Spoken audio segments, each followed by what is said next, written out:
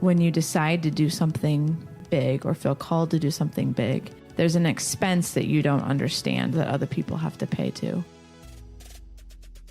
She didn't know what it was yet, but she was really trying to build something meaningful. She just always had these big ideas. There was no fear, no hesitation at all. It was like, this is my moment and I'm going to take it. I don't know how long it can stay this bad, but it can't really get worse than this.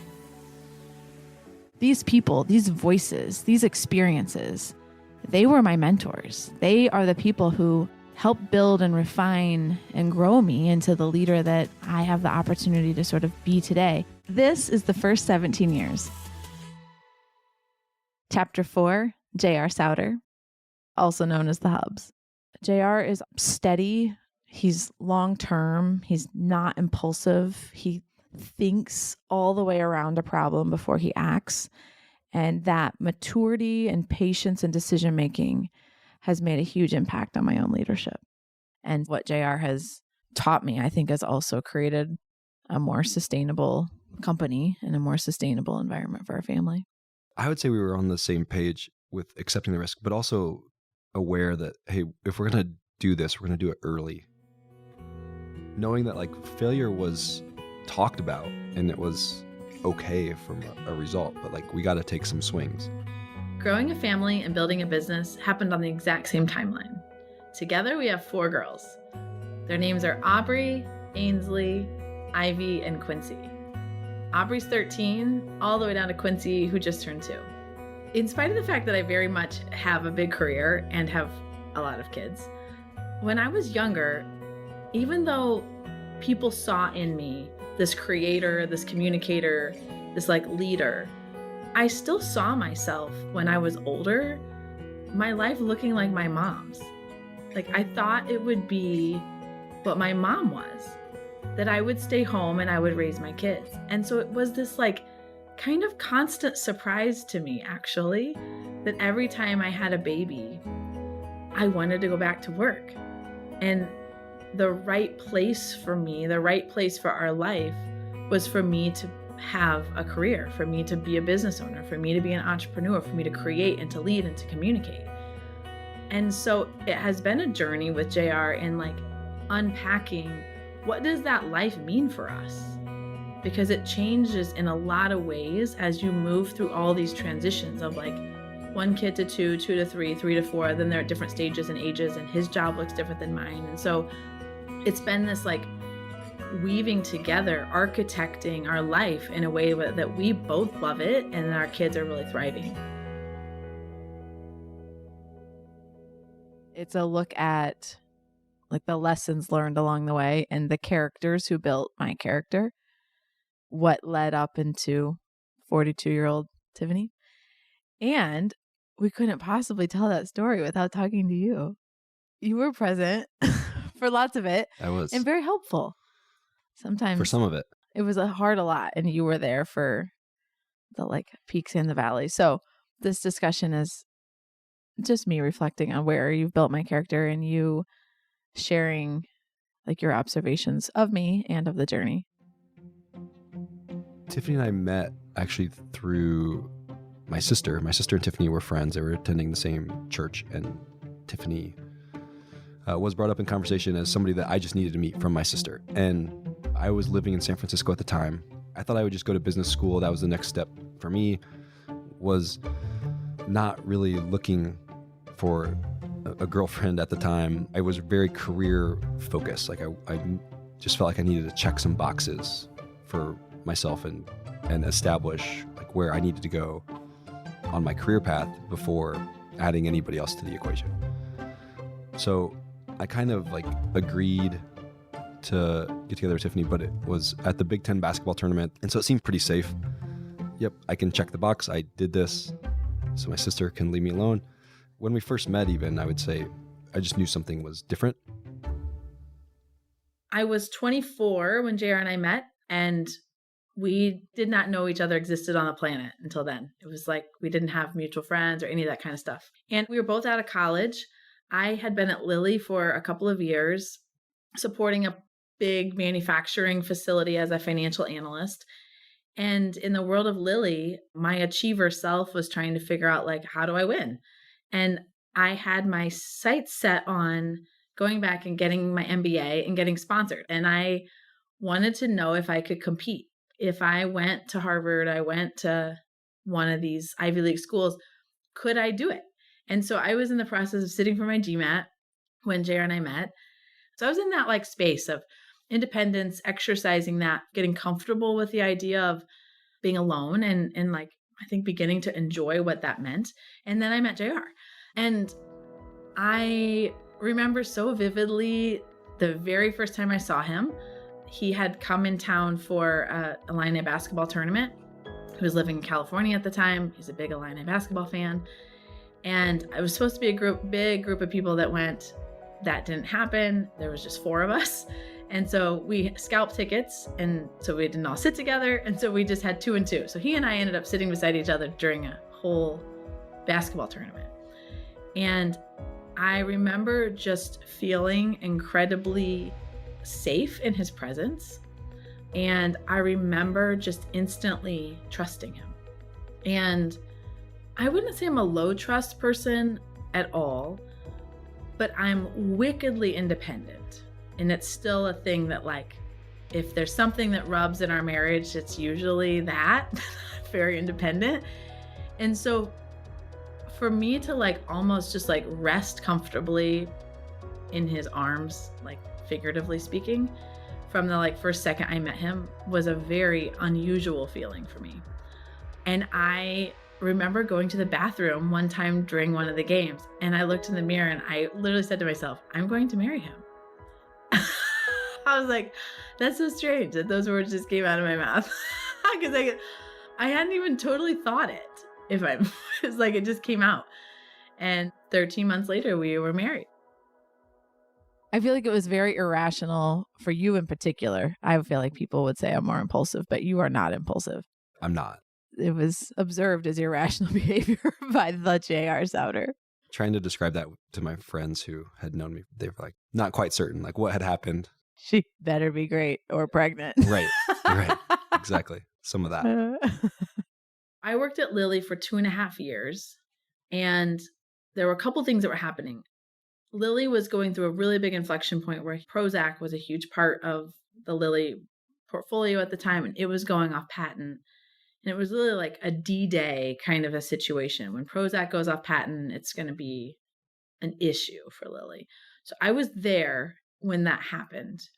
And when that happened, it had a huge impact from a financial perspective. And so like they froze a lot of things, a lot of promotions, a lot of moves, a lot of all that. And so I was 24, so I was starting to get itchy. The idea of anything freezing for any period of time in that stage of your life just feels like an eternity. And so that was happening alongside, I was beginning to see great big companies move slower than small ones. That was beginning to like create friction for me individually. I needed a place that was more entrepreneurial. It was a great place to learn, but it was not my forever spot. So my dad, is an entrepreneur. He's always has new business interests going. And so I left Lily to go move back home and work for one of the things that my dad was working on. I was also engaged at the time. And so if I'm being completely intellectually honest with everyone, I think part of me wanted some more space to plan my wedding and be with my mom and do some of that stuff too. So I left Lily and I moved home. So I was working for my dad, and the company I was working for needed some creative updates. And so we were looking for a partner to help us with that. And it was in that process that I met Steve and Nyla Neely, the owners of Neely Design. So we really reached out to them to help us with a project. That then started, I would say, like the tiniest embryo of a relationship. It's not like we'd been hanging out for years and like this naturally came up to buy their business at all.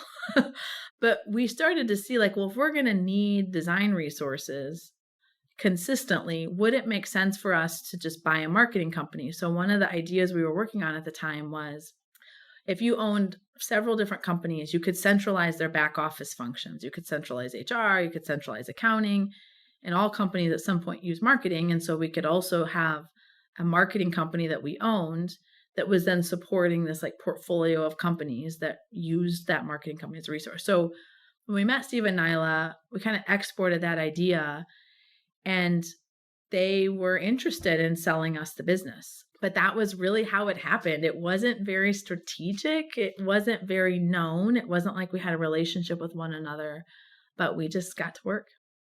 And there was like cat vomit on the floor when I first stepped in. That was my first impression. I think were there 3 or 4 employees at that time, Something like that. Somewhere in that range. And all the conversations were around having 1, maybe 2 clients that they had. And it was a small business, you could say, the American dream that was trying to be played out. And at that time, I was working in a business valuation role. I'd seen a lot of small businesses that people were buying and selling. So it wasn't something that I was totally unfamiliar with as a concept. But as you go through, and you're the one potentially purchasing the business with Tiffany's family as well, I was trying to like fit the pieces all together within the first 5 minutes. And I'm projecting out, what does the next 7 years look like? And nobody else is having those thoughts, I don't think. Then the ride home is like, well, what do you think? It's a good idea. Did you like the team?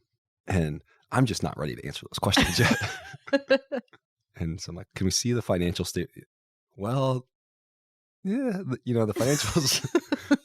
They don't have any. Yeah. It's more of a guess at this point. Here's what we think it is. And so I don't know. I just feel like I'm super practical, and there was a lot of excitement for sure on Tiffany's part, and vision, I would say, on her side, that it took me a little bit longer to understand, I would say, what a marketing agency could be versus what the one where I just sipped over the cat vomit was. That is not reflective of the work actually that was being done. Because when I saw the work of the agency that they're doing, I'm like, oh, okay, like I get it. I get the value of what's being provided in this service. One of the things I'm so grateful about in JR and I's relationship is that professionally we both play in the same sandbox. We're both in the game of business, and we have very complementary skill sets. JR's mind is incredibly strategic. He can see like 4 moves ahead on everything. He also has just a really advanced financial vocabulary and like the way he understands the way companies come together. And he does not have a law degree, but he like quasi does, which is all the deal documents he reads and all the legal agreements he puts together. And so he's really good at assessing risk as well.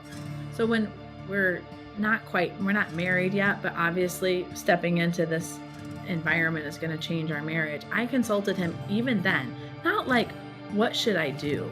Because he's never told me I can or can't do something. That's not a relationship. And the same with me. Like, I don't tell him what he can and can't do. But we do consult one another. Like, what do you see in this scenario? What are the risks that you see? What do you think the implications of this are going to be? Can you see around a corner that I can't? And so those are the types of discussions that we had then, and we still have them today, where his things are his things and my things are mine. But we really trust and respect and like lean on one another to help us be more rounded individually in the like business pursuits that we have. So even then, that was a part of our relationship. I don't know that the thing I'm doing is different than what JR would have imagined. I think he would have said, I'll be a leader of people. I'll be around people. I'll be in a place where I have influence and control because that's how I experiment quickly. But I think the industry I'm in is what, if JR got to pick, he would have picked something differently for me, simply because there is no defendable competitive advantage. You just have to be better. What does that mean? And how? And so there's no natural moat around a technology or a process or an industry or something like that. There's no natural moat. And part of me, I think, loves the constant fight of like, you just have to be better. And there's something about that appeals to me. I don't know. But that's the piece I think it would be different in what JR would have chosen. Something that more naturally scales, something that more naturally creates an annuity, something that more naturally has a competitive advantage that's sustainable. This is not that kind of business. I never felt like you were not supportive of me being in it, but I don't know that it's ever what you would have picked for me to do because it's a really hard business. Yeah, I would agree with that just from a professional services standpoint and knowing what that is. I never felt like you weren't supportive, but I sort of always knew it's not what you would have probably bought off the shelf on your own for me to do with our time and treasure. Yeah, that's completely fair. Mhm. Completely We fair. never have said that, but I know that's true. When you start a professional services group, it's all about the people. That's why I think when I walked in that first time, it was, okay, this is a group that has to support Tiffany and the business and where it's going and have a skill set that is valuable to the market. I would say we were on the same page with accepting the risk, but also aware that, hey, if we're going to do this, we're going to do it early. Knowing that like failure was talked about and it was okay from a result, but like we got to take some swings. I mean, going from stable job on my side, like keeping one income very stable, I think was a big bet. For some reason, we were really always on the same page with the amount of risk, like the risk profile in the home at any given time. I feel like there was never conflict around that. Both kind of knew the game. We knew we were taking risks, and I didn't feel like it had to pay off. You know what I mean? Like we could be wrong and it would be okay. Like I think we understood what we were doing. Because even on the Element 3 side, your paycheck was more predictable than mine. It wasn't that there weren't holdbacks or, hey, we'll have to catch up in a couple pay periods for me. Everybody else can get paid. But I think what could surprise people if they know us, but it's like we actually have very few things. Just try to have them be nice. And I think that was what we did back then too. It's like, oh, I want to have nice things. So people didn't maybe realize how bad the financial situation was. But at the same time, we weren't racking up debt. That was something that we were we're very adamant aligned on that. If we're going to fail, it's not because we're going to owe people a bunch of money. It's just that we're just not going to have the cash flow to sustain what we need to live off of. JR has been very patient with me in the journey. I just never felt like I had permission, and I don't even know from who, like to stop. I just knew I was supposed to keep going. There were a lot of years where I could have been making more money. Like if I'm going to be working and putting all this pressure on our family and what it costs for me to work outside of the home and the like relational expense that comes from just like having two big things going on all the time. Like if we're going to do all that, then it better be worth it. Well, what does worth it mean? It's like, well, if you don't have any time, then you want money. You know what I mean? And so it was like, he had to be patient with the fact, like there were a lot of years I could have been paid more by just going and getting a job. We were taking on a bunch of risk. We were signing personal guarantees.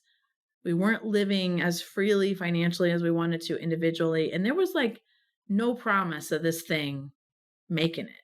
From his perspective, I'm in a business that's difficult to build. It's totally dependent on finding the right talent and them staying. And so all those things, he was just like, this is a pile of risk. And you're not making as much money as you could. And he could have put a lot of pressure on me to go make more money. He could have put a lot of pressure on me to say, like, if we're going to live in this circus, you know, you've got 2 years to make it financially viable. And he never did that.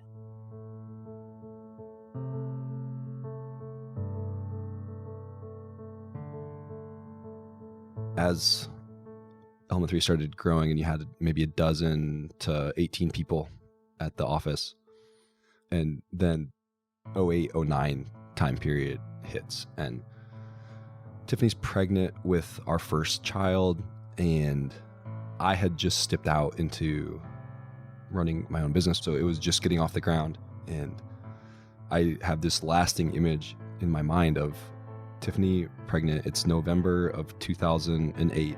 She's due in January. And it's just her sitting on the floor of the office. We were sharing an office at that time. And she's just saying, like, it's so hard. I don't know, what to do. You're not maximizing your own value. I mean, you were making like maybe $30,000 a year. Oh, yeah. Yeah, totally. Like skipping paychecks on the regular. Like it wasn't like, it was like real. Oh, no. it was I think it was maybe even more real to me. I just Yeah. wasn't the one on the floor in a ball. Literal Right. ball. But it's super real. And just as your role as husband and your first child's coming into the world, it's not anybody's dream that's the position that your wife, or emotions maybe that your wife is feeling at the time. So there was added pressure and maybe for the first time doubt in my mind around like, are we doing the right things? Like what we're trying to build, is this actually the way to go? Or should we, have played it safer? Certainly would not have had these valleys had I not sipped out. Only one of us was trying to pursue in this entrepreneurial route. So I think that was the valley where it just cast a lot of doubt over, what we're doing as a family. Like, what are we doing bringing a kid into this madness? Like, this is crazy. What were we thinking? Tiffany's dad actually was somebody who started a business from scratch, and he had always said, people give up too early. And I'm like, well, now seems like a pretty good time to give up. But it just struck me, okay, if we can fight through this, like it can't get worse.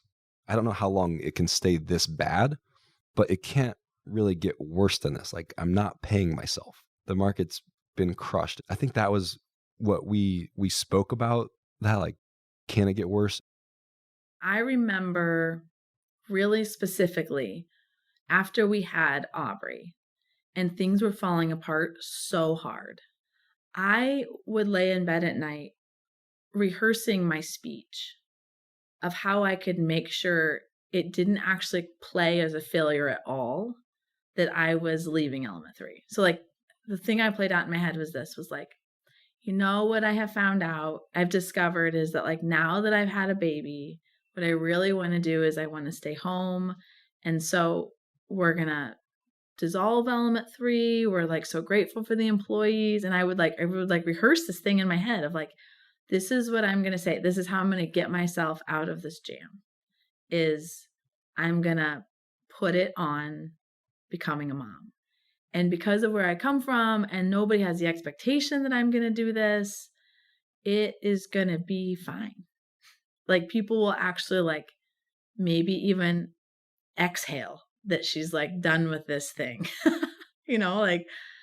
and I just knew in my bones that was not true, that wasn't what I was being called to do, that actually what I was doing was giving up on the thing that I had started, and I needed to finish it. Even if what was going to happen was it was actually going to fail. We weren't at failure yet. We were at the edge of it. We were at the heavy prospect of it.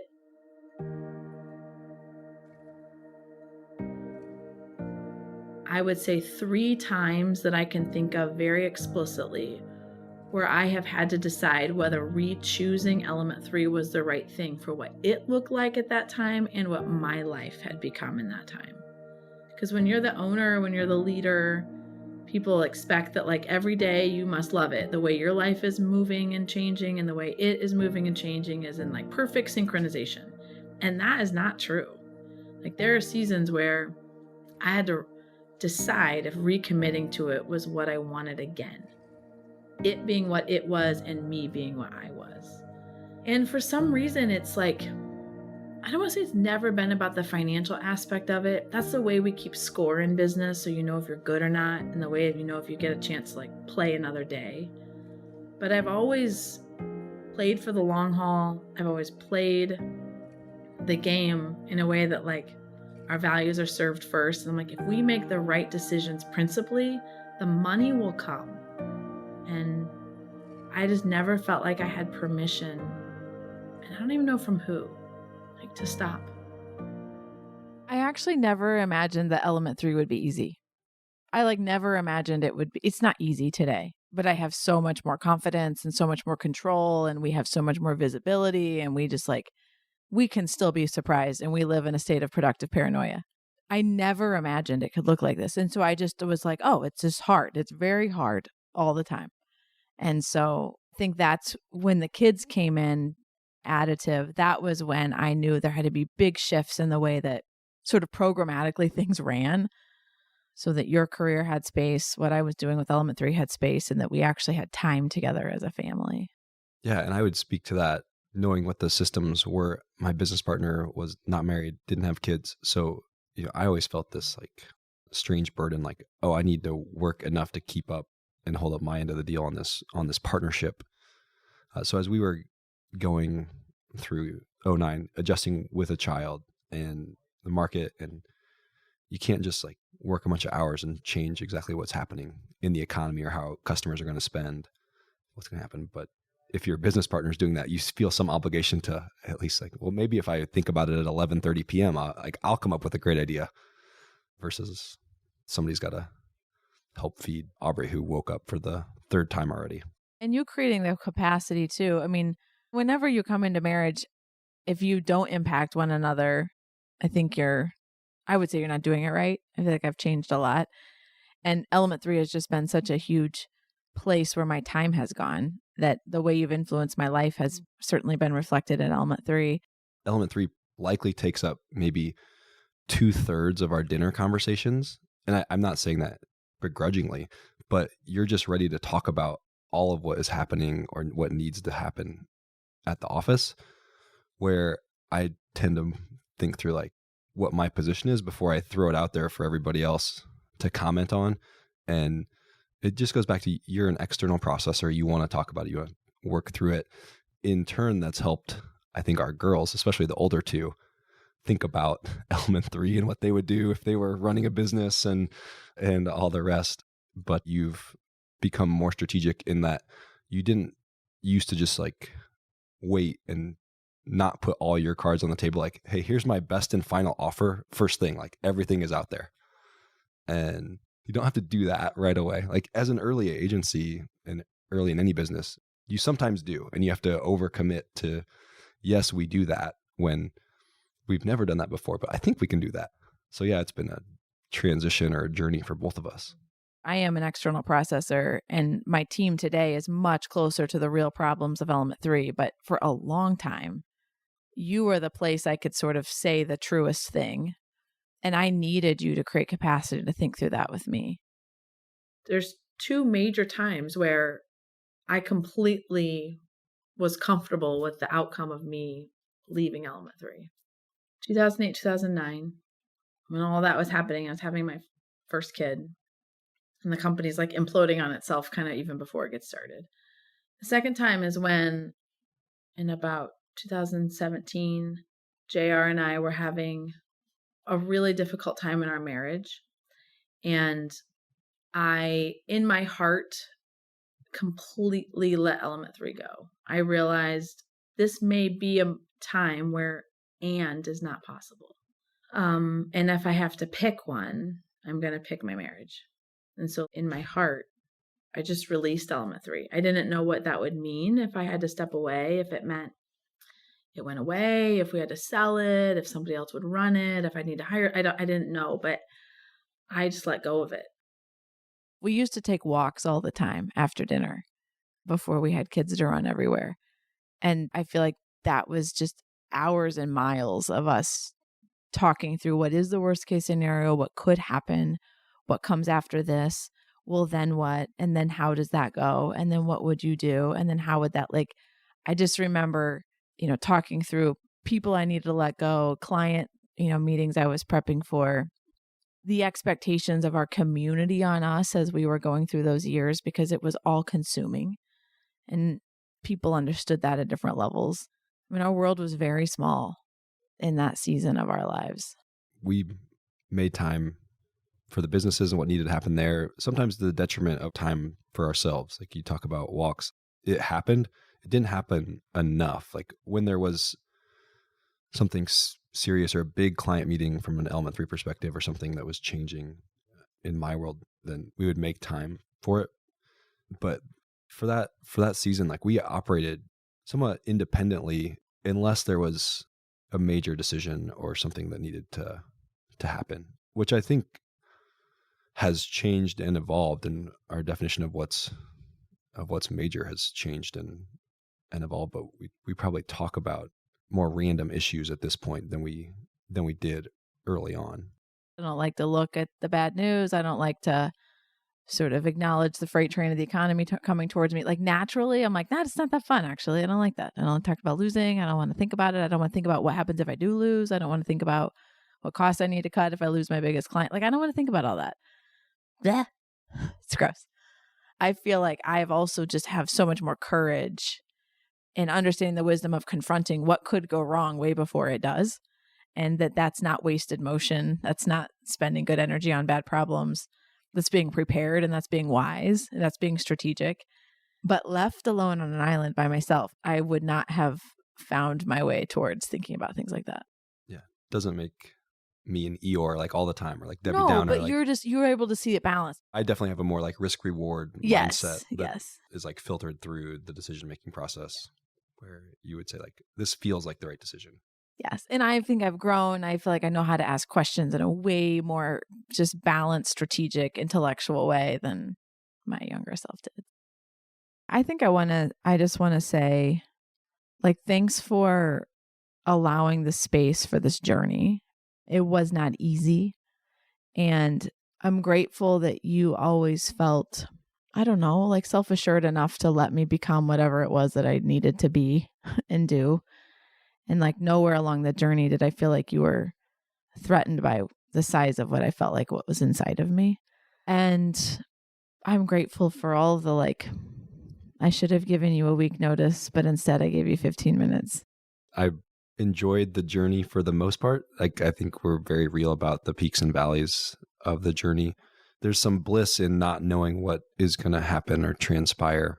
And if you did know everything, you wouldn't make all the same decisions and go through the challenging times, but it doesn't shape who you are today without that. And I think just the grit, competitiveness, and sense of achievement that you have comes out through the Element 3 story, and then it impacts other parts of our lives and your friends' lives and people who you work and serve with as well. So that's a compelling part of the journey. If it were easy, everyone would do it. And if you were okay with keeping it a small agency, like that would have been okay, but you've never settled for okay in anything. Next time on the first 17 years. So that was the playbook we were running, and it was working. And so in those years where it was just mad, it was like, it was busy, it was crazy, there was a lot of adrenaline, there was a lot of focus on, closing the next deal, on growing clients, on growing the agency. We'd hire 10, 15, 20 people in a year. And we did that right up until it broke.